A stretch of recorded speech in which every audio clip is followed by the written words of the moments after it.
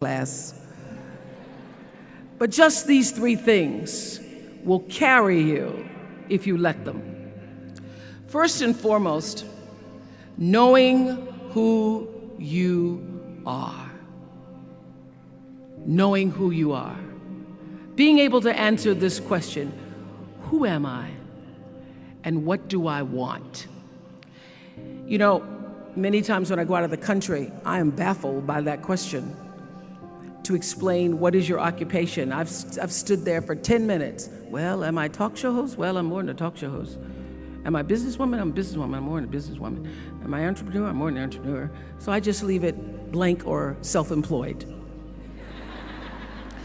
So I'm not asking for the roles that you play as daughters. I'm not asking that question. What are the roles that you play as a daughter, as a friend, as a sister? You're going to be a lawyer, you're going to teach, you're going to be a pharmacist. I'm asking the bigger question of who am I? Who am I really? My answer is I am God's child. I am that which is born of all that is. I am, as Pierre de Chardin said, a spiritual being having a human experience, come trailing the breath of the ancestors yet, but trailing the breath of the angels. And understanding that because I am connected to the source of all that is possible for me. That's who I am. And what do I want? I don't want to just be successful in the world. I don't want to just make a mark or have a legacy. The answer to that question for me is I want to fulfill the highest, truest expression of myself as a human being. I want to fulfill the promise that the Creator dreamed when He dreamed the cells that made up me. What do I want? You must have some kind of vision for your life. Even if you don't know the plan, you have to have a direction in which you choose to go. I never was the kind of woman who liked to get in a car and just go for a ride. I had a boyfriend who would say, let's just go for a ride. I want to know, where are we going? Do we have a destination? Is there a plan? Or are we just riding? What I've learned is that's a great metaphor for life. You want to be in the driver's seat of your own life, because if you're not, life will drive you. So, knowing who you really are in this space and time that we embody. That's number one. What do you want? Who are you? Number two, you must find a way to serve. Martin Luther King said that not everybody can be famous, but everybody can be great, because greatness is determined by service.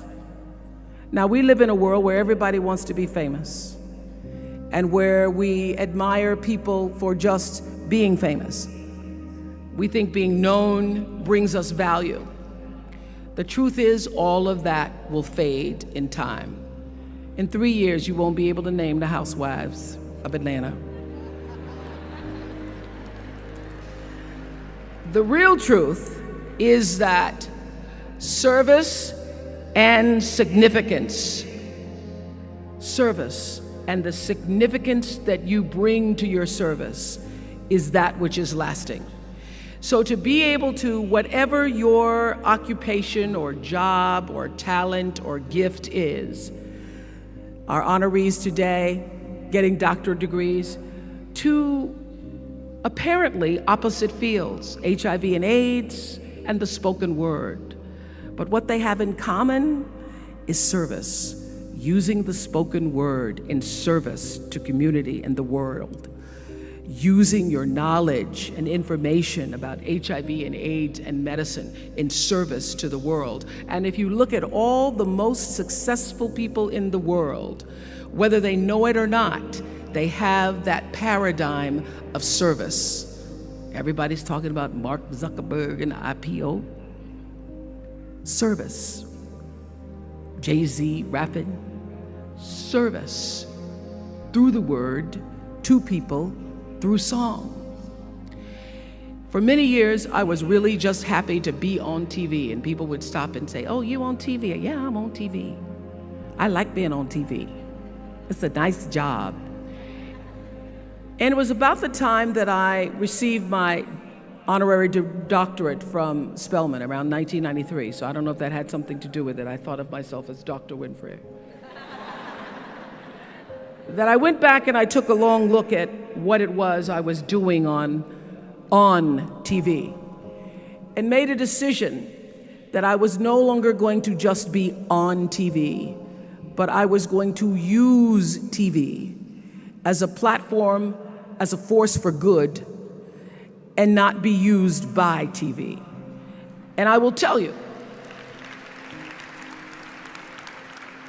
my decision to make that significant change in the way I operated on television, using television as a service, changed my career exponentially.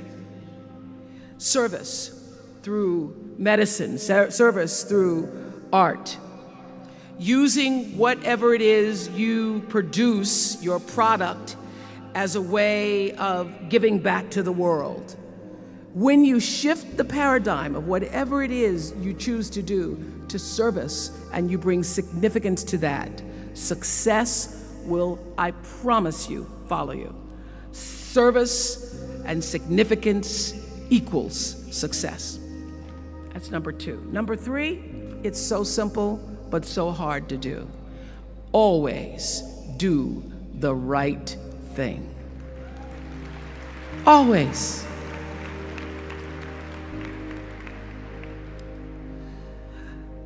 Be excellent. People notice. Think of how you notice. You go to Taco Bell, somebody gives you an extra napkin and some sauce. You notice. You want to go back to that person, because even at Taco Bell, excellence shows itself. Be excellent. Let excellence be your brand. Everybody talks about building a brand. I never even knew what that was. When people say, "You're a brand," I would say, "No, I'm just Oprah." What I recognize now is that my choice to, in every way, in every example, in every experience, to do the right thing and the excellent thing is what has created the brand. Years ago, I did an ad for Revlon for an ad they were doing called Unforgettable Women. And what I know is that when you are excellent, you become unforgettable. People remember you. You stand out. Regardless of what it is, you become an unforgettable woman. And that is what we all want. We want to be unforgettable and not forgettable. So doing the right thing, even when nobody knows you're doing the right thing, will always bring the right thing to you. I promise you that. Why? Because the third law of motion is always at work. For every action, there's an equal and opposite reaction. That is so true in all of our lives. That's what Newton said. Celia in The Color Purple said it. Everything you even try to do to me, already done to you. Everything you even try to do to me, already done to you. So you don't have to worry about revenge or getting back at somebody, making sure they pay You just have to do the right thing, and the right thing will follow you even when people don't support it. I remember many times on my show. There are many shows y'all never saw. And the reason you didn't see them is because I got the last vote. And I remember 2010, my team, hardest working team in television, had done this interview with a woman who turns out she was a Sunday school teacher by day and a sex addict at night. Ooh. And they were like, you won't believe it. We got her going out, and we got her with the men, and we get to show her, and she was willing to show us everything. I sat down with a woman for an interview that was taped. And during the process of the interview, I said, why are you doing this? And she said, oh, I want to help people. I want to tell my story, and I want to help people. I said, do you have children? She says, yes, I have a 10-year-old son. I knew right then, this is never going to see the light of day. So we got off the air, and I said to the lady, we are not going to air that show. And she said, why? My producer said, why? She knew she was being filmed. She knew what she was saying. She knows what you... I said, because her son will never get over it. Her son will never get over it. And it's not worth a rating point to me. Not worth a rating point to me to know that there's a 10-year-old boy who's destroyed because his mother went on the Oprah Winfrey show and told all her business. You do the right thing even when other people think it may not be. And oftentimes, when you make a decision to do the right thing, immediately you're faced with doubt. Was that the right thing? Was that the right decision? I don't know. Was that the right thing? You always know it's the right thing, when in the end, there is peace. You are rewarded by peace in knowing that you did the right thing. The most important thing I have come to know in doing the right thing and making the right choices is understanding what we talked about yesterday. All of you leaving here have the potential for enormous success. There's a price that comes with that. People don't always like you, and they're not always happy for you. And if you surround yourself with people who are not accustomed to your success, they become fearful. They become scared because you are reflecting back something to them that they don't recognize. Now, they're not going to say, you know, I'm very fearful, because you're reflecting back to me something I don't recognize. They're going to say, you know what they're going to say? They're going to say, who she thinks she is. Who she thinks she is. That only happens when you are around people who do not mean and want and aspire to the best for you. People who want the best for you want you to be your best. So my greatest advice to you is to surround yourself with people who are going to fill your cup until your cup runneth over. So when people say you're so full of yourself, you can say, yeah. Yes, I'm full.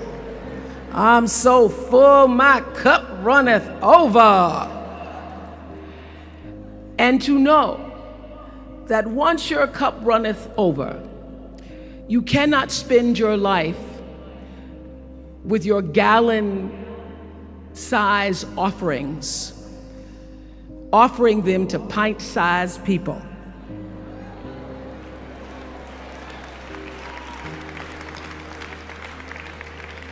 You have got to surround yourself with gallon-sized people who can hang in the same company with you, so that you're not offering your gallons to those little pints out there who can't hold it anyway.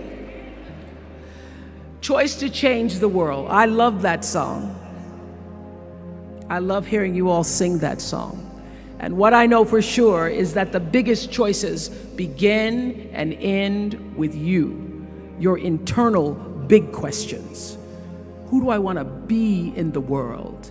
My relationship to source energy, to all that is God. I'm not talking about what you believe in God. I'm talking about your experience of that which is all life, which is divine and universal. I'm talking about the big deal, being connected and aligned with that. When you are tuned in and charged into that, whenever you feel empty, you go inside yourself and you connect to the source, and you know that all things are possible. To know that, and to choose to do the right thing in service and significance, I promise you, you will create a vessel of service for yourself first, because you have to honor yourself first. You have to give to yourself first, otherwise you have nothing to give away.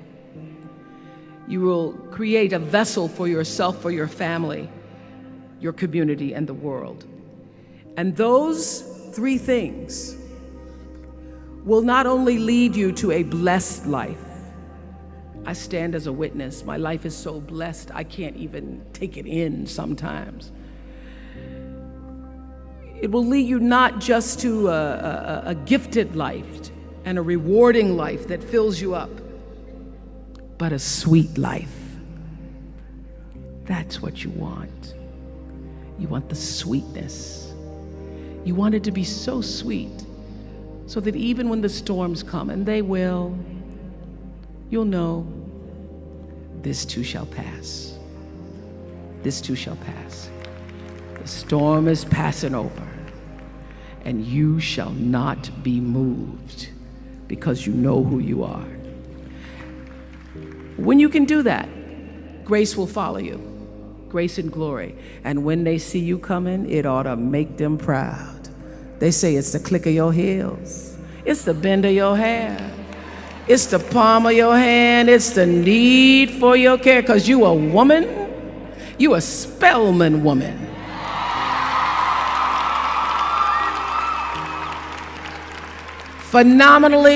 Phenomenal class of 2012. Thank you.